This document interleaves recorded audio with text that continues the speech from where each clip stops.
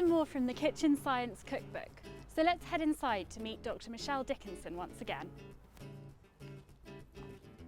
Now, not all the experiments in the book are edible, I believe. There are a few that are maybe slightly less messy, but still use stuff that you've got around the house. So you're going to show me a couple of those now. I am. I'm going to show you two. One is called a chicken in a cup, which is so much fun. But not an edible chicken. Not an edible chicken. And so you start with literally a paper or a plastic cup, and you put a hole through the end of it.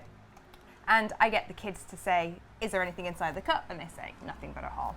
And then you're going to take a piece of string. Now, if you're good at tying knots, tie some good knots. I'm terrible at tying knots. So I have basically taken a wooden dowel or a toothpick and I've tied it onto the end. Okay. And we're going to feed one end of the string through the hole and pull it out through the other side.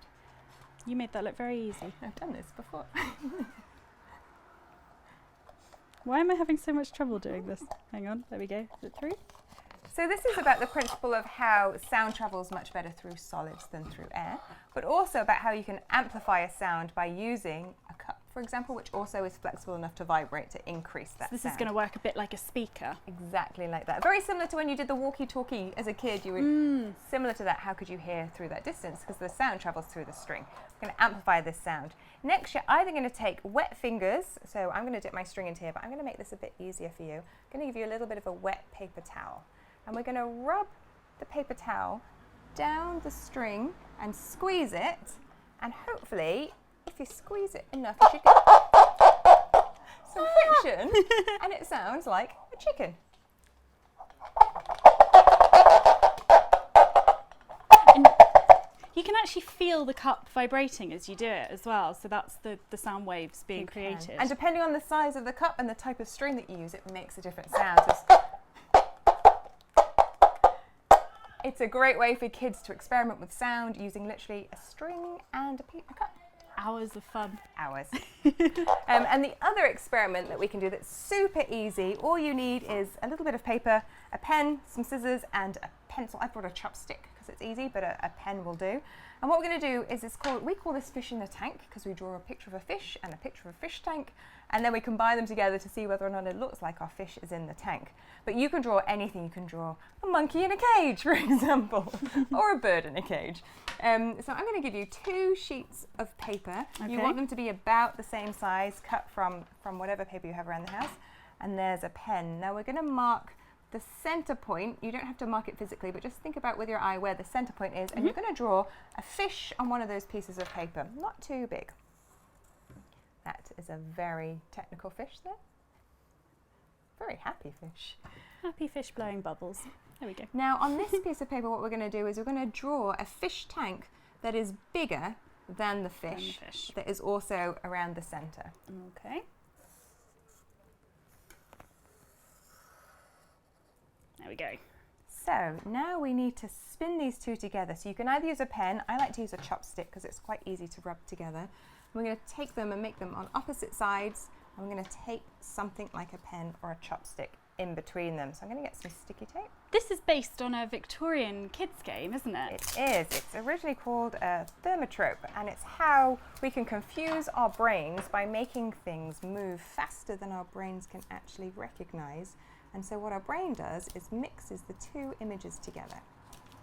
And that's how television works. You show the brain lots of static pictures, but you show it quickly enough that our brains combine them and turn them into one moving image. So we're making kind of like a little tiny cartoon here. Exactly. And in the old days, when we used to make cartoons literally by sketching them by hand, it sort of helps kids to understand how we originally made media like that. And it usually blows their mind that people used to sketch thousands of images to make. There was another kind of variant on it that I remember seeing at a museum when I was a kid, where you have a slit and you put multiple pictures in and then you kind of spin it and view it through the slit, and it does something really similar. Yeah, and I didn't put that recipe in the book, but I have done that with a metal pie tray. Ah, okay. And so it's very It's a little bit more complicated than this one. This is a really nice, quick and simple one. But I wanted recipes that were easy to do and you didn't have to go out and buy new ingredients, and not a lot of people have a pie tray, so that's why I cut it from the book. But it was one of the originals from the book that I ended up cutting right at the last minute when everybody said,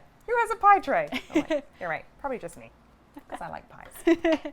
Okay, so we've sellotaped all the way around the edge now. Yeah, we're going to put that, And can you then help me we're put that chopstick in the Stick middle? that onto the chopstick. And then we're going to stick that chopstick on and keep it taped, and hopefully Lovely. squeeze it down.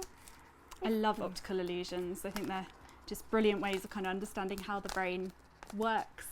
And Or does it work in Or- this case and puts it together? So if you spin that between your hands, you should see. Yay! Oh, it's coming unstuck a little bit. Let's try and stick it a bit better. There we It go. looks like Yeah, there he goes. the fish Swimming in a is tank. in the tank. Brilliant. And it allows kids to be creative. They can draw all sorts You of could things. draw whatever you want, anything on each side, and you could put colour on there and see how that combines in your brain and all sorts of things. Easy. So confusing your brain uses a piece of paper, pen, some sticky tape. Fab. Well, thank you. And thank you to our Patreon supporters who make these kinds of videos possible. If you'd like to join in and get all the kind of special perks that our Patreon supporters get, then head over to the Cosmic Shambles website and you can find the link there.